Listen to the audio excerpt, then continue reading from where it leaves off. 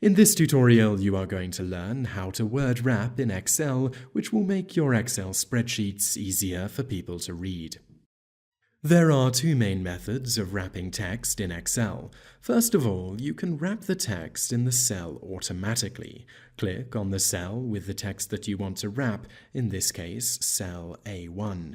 Make sure that you are in the Home tab, then look in the Alignment section for the Wrap Text option. When you click on this, the text will automatically wrap so that it fits the size of the column. Alternatively, you might want to wrap the text at a point in the line of your choosing. If this is the case, click in the cell and select the point in the line where you want the break. Then press Alt and Return at the same time, and the latter half of the text will move into a separate line. Press Return again to exit the cell and apply the changes.